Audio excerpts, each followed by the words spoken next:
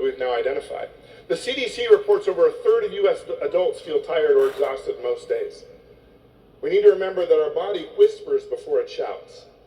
Feeling sluggish can mean toxic overload.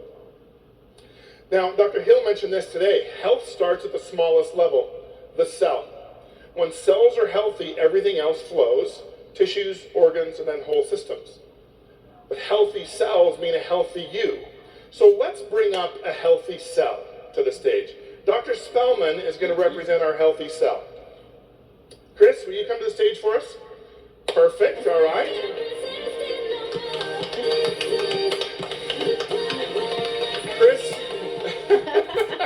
Chris is going to be a good sport about this. Okay, so a healthy cell. A healthy cell should be able to catch nutrients and handle the nutrients that are floating through the system. So, if I give this healthy cell a nutrient, he'll be able to take it and utilize it, right? Right? That's what a healthy cell does. It grabs nutrients that we're consuming, and it works. When nutrients come along, it catches them, uses them for energy. Don't do that. You'll regret it. Okay? Healthy cells absorb and use nutrients. Okay? So, health begins at the cellular level, and cells are responsible for energy, protein synthesis, repair, communication, and when toxins interfere with those things, those functions break down. My colleagues are going to walk us through some of the most common sources of toxins so we can better understand exposure. So, Dr. Herzog, help us understand one of the toxins. Thank you. One category of toxins is heavy metals. They aren't rare. They're in products and foods that we use every day, making them an unavoidable part of modern life. So unavoidable that some of my patients eat organic. They have filters in their home. They have water filters. They wear organic clothing. They are passionate about green cleaners, green products in their home. But when we do their toxin panels, they're still riddled with exposures. Now, some of them might be, outdoor exposures that they don't have control over. And some of them might be that their body's actually mobilizing and processing old toxins from the past that they've stored in fatty tissues. But the point is that it's unavoidable. So even if you think you're doing the best and everything is perfect, we still need to be mindful of this topic. Lead can still be found in old pipes and car batteries, and in older homes, say before 1970s, and gas before the 70s. Even low exposure can affect the brain and blood pressure. Mercury shows up in things like the old thermometers, fluorescent light bulbs, some dental fillings, and fish. It's a neurotoxin. It's a neurotoxin, meaning that it can affect the brain and nervous system in significant ways, including memory, mood, and coordination. This is a very, we'll say, simple list that you see there. I would ask you to put an asterisk in your notes here, go home and find other sources, do a little research, talk to friends about where this might show up in exposures that you might have.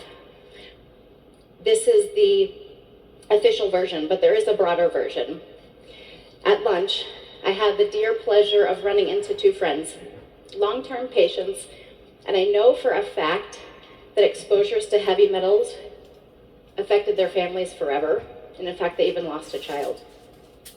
So there is a bigger picture here, and I do pray that we have the ears to hear, the eyes to see, and the voices to share the full message. Arsenic can be found in treated wood. It's in paints, glass, even in well water, and often in rice. By rinsing your rice several times, you can remove a lot of that arsenic. Another common exposure is aluminum, everywhere. Foil, cookware, processed foods, antiperspirants, some antacids. It's often noted high in soil, where foods can be contaminated as well. It can affect the nervous system and is implicated in brain problems. Oh, don't drop the paint. Exposure often comes in small and repeated doses with contact from our food, water, air, common products, and other unfortunate exposures. They can build up in our body over time. But awareness helps us reduce our risk. And that is our goal today, to help you be more aware about where these toxins are found so that you can make informed choices on your wellness journey and in your education of others.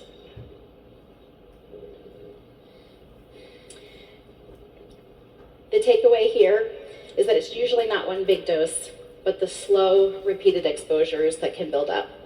And not all of us have the same capacity to detox. Not all of us are the same size. Not all of us have the same liver capacity. Not all of us are as well hydrated. So all of these things are going to affect our detox. Thank you, Dr. Jessica. Our cell is already having a hard time, so let's add a few more things to his plate. I'm going to talk about a few common exposures that we have, and I would say that this category is definitely one that we don't often think about, and also one that we don't a lot of times have a lot of control over. Air pollutants definitely show up in way more ways than we might even realize. Here in the great state of Utah, this drinking Great Salt Lake has exposed a huge lake bed of just filled with toxins, right? When that water level decreases, a lot of things are exposed that we don't really even realize. And as dust blows, those pollutants become airborne. And they're small enough to travel through the lungs and even into the bloodstream. And this really can affect our heart, our hormones, and even brain function.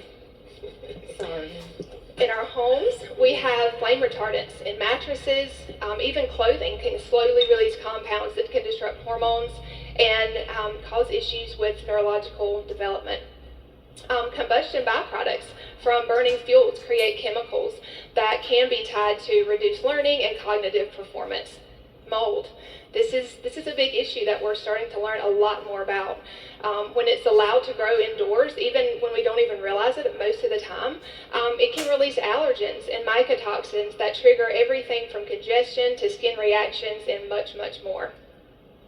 Radon gas might be one that you maybe not have thought of before. It's a kind of an invisible risk. You can't smell it, obviously, and so testing is really the only way to know if you're exposed. But these are all things that, again, add up, right? Where we're kind of showing you the things that you might not have thought about before. Even in our food system has shifted, right? In order to feed over 8 billion people, modern farming has introduced many new techniques and chemical applications. And so this is needed for effective yields, but what is it doing to us, right? Many of us are starting to ask those questions. And I think science is only beginning to understand how these exposures affect metabolic and hormonal health. So let's keep loading them up. And so taken together, these examples remind us that our environment always impacts our bodies. But again, it's not about panic, it's about awareness. We can't control everything, but we should reduce what we can and mainly support our detoxification systems in a variety of ways. Try to choose safer home products, controlling the indoor moisture with the mold exposure, and just trying to eat clean food, right? Clean whole foods. Building these daily rhythms that keep our bodies resilient. So when we understand the connection with the air we breathe, the spaces that we live in, the food that we eat, we're better equipped to care for the bodies God entrusted to us. And so they can repair and restore and thrive even in a modern world. So awareness should be empowering, and I hope we've given you some extra things to think about. There's one more person to share a little bit more with us, Dr. Kat.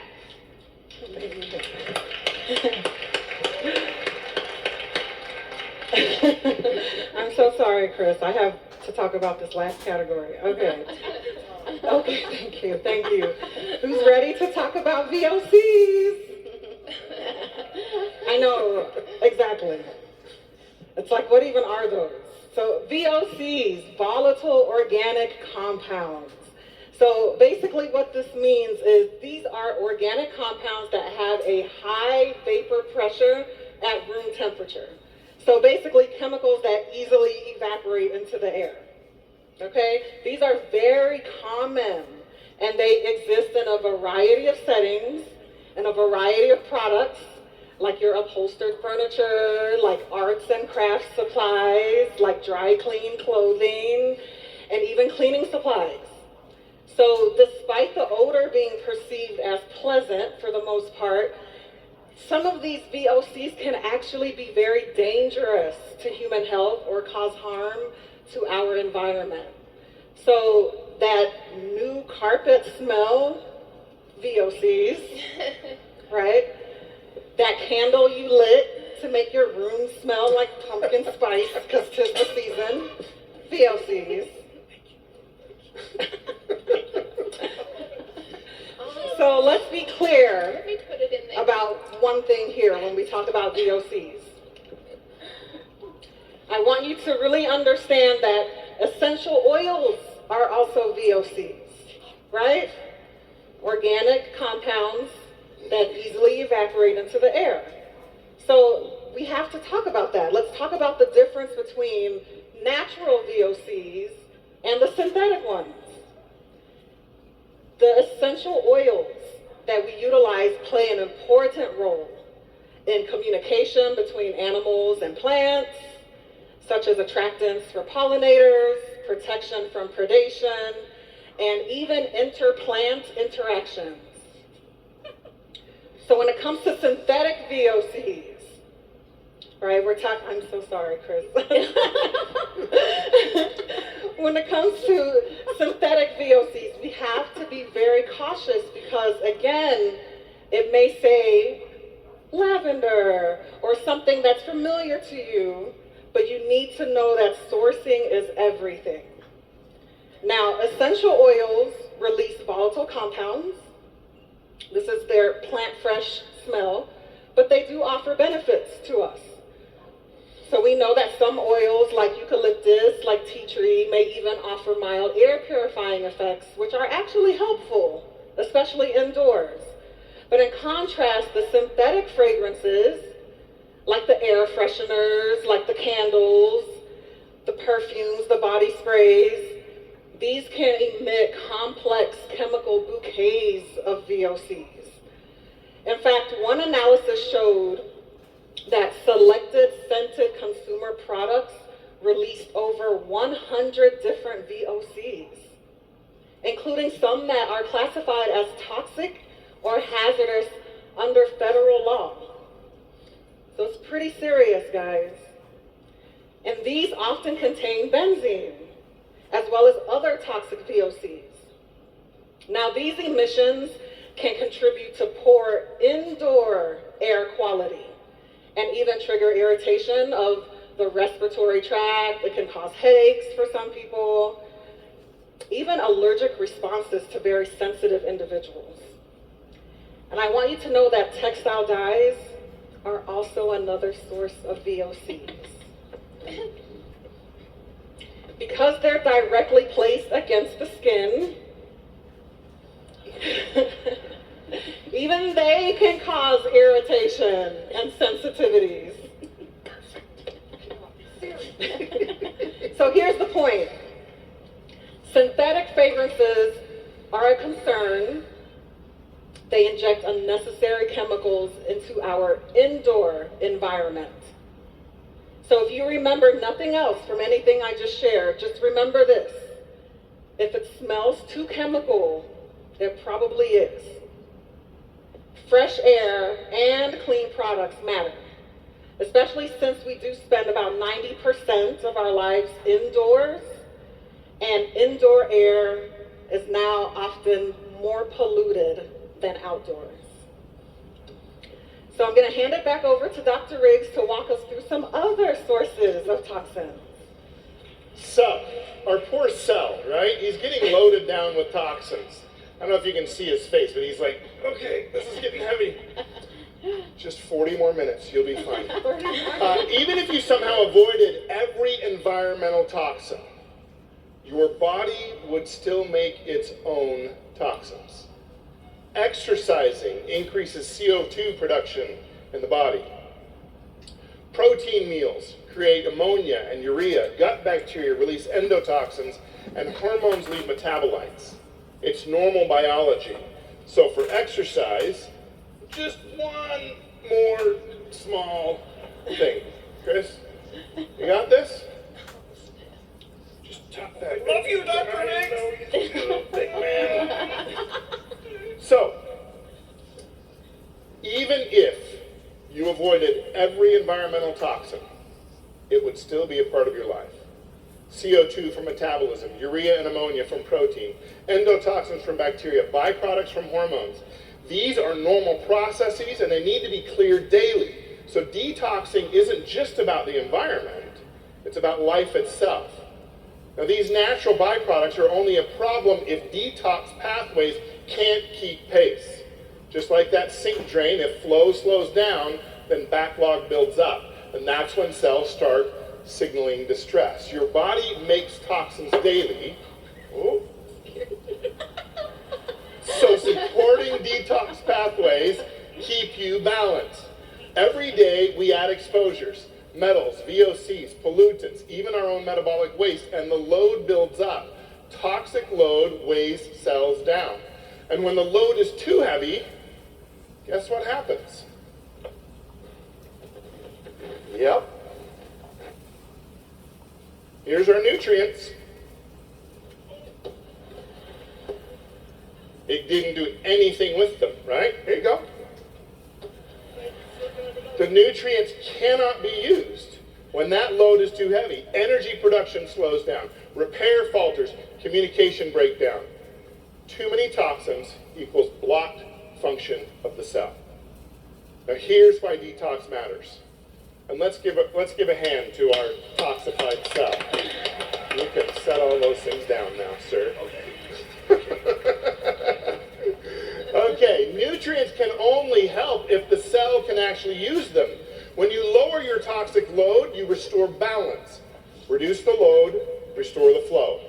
Yes, let's give our cell a big round of applause. Nutrients are the detergent in your body's laundry system. And without them, detoxing slows down. Daily detox is important as brushing your teeth. VMG, E-Omega Plus, and PB Restore provide daily fuel for enzymes and gut support to detoxify the system. The foundational oils offer a variety of benefits. Some specifically help with detoxification. For example, the limonene in ingested lemon oil enhances glutathione synthesis and activity, crucial for detoxification. Lavender oil has demonstrated antioxidant activity when used internally, which may help protect cells from free radicals. Tea tree has cleansing properties when used topically, which can help avoid toxins in the first place. And the Serenity system, along with the Serenity oil, can be used to support sleep, which is your brain's nightly wash and rinse cycle. So, Dr. Kat, tell us a little bit about Revitazen. Sure. I'm excited about this new blend. Are you guys?